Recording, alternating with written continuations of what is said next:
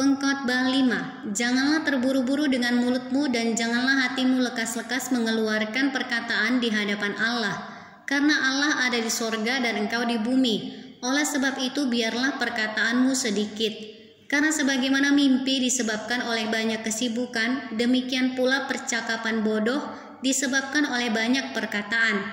Kalau engkau bernazar kepada Allah, janganlah menunda-nunda menepatinya, karena ia tidak senang kepada orang-orang bodoh. Tepatilah nazarmu, lebih baik engkau tidak bernazar daripada bernazar tetapi tidak menepatinya. Janganlah mulutmu membawa engkau ke dalam dosa, dan janganlah berkata di hadapan utusan Allah bahwa engkau hilaf. Apakah perlu Allah menjadi murka atas ucapan-ucapanmu dan merusakkan pekerjaan tanganmu? Karena sebagaimana mimpi banyak, demikian juga perkataan sia-sia banyak. Tetapi takutlah akan Allah.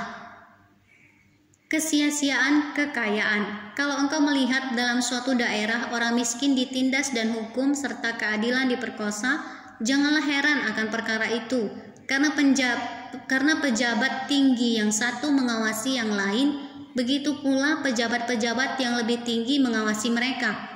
Suatu keuntungan bagi negara dalam keadaan demikian ialah kalau rajanya dihormati di daerah itu. Siapa mencintai uang tidak akan puas dengan uang, dan siapa mencintai kekayaan tidak akan puas dengan penghasilannya.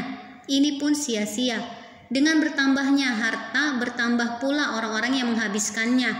Dan apakah keuntungan pemiliknya selain daripada melihatnya? Enak tidurnya orang yang bekerja, baik ia makan sedikit maupun banyak, tetapi kekenyangan orang kaya sekali-kali tidak membiarkan dia tidur. Ada kemalangan yang menyedihkan kulihat di bawah matahari. Kekayaan yang disimpan oleh pemiliknya menjadi kecelakaannya sendiri, dan kekayaan itu binasa oleh kemalangan, sehingga tak ada suatu pun padanya untuk anaknya. Sebagaimana ia keluar dari kandungan ibunya, demikian juga ia akan pergi, telanjang seperti ketika ia datang, dan tak diperolehnya dari jerih payahnya suatu pun yang dapat dibawa dalam tangannya. Ini pun kemalangan yang menyedihkan. Sebagaimana ia datang, demikian pun ia akan pergi. Dan apakah keuntungan orang tadi yang telah berlelah-lelah menjaring angin? Malah sepanjang umurnya ia berada dalam kegelapan dan kesedihan, mengalami banyak kesusahan, penderitaan, dan kekesalan. Lihatlah, yang kuanggap baik dan tepat ialah kalau orang makan, minum, dan bersenang-senang dalam segala usaha yang dilakukan dengan jerih payah di bawah matahari selama hidup yang pendek yang dikaruniakan Allah kepadanya, sebab itulah bahagiannya.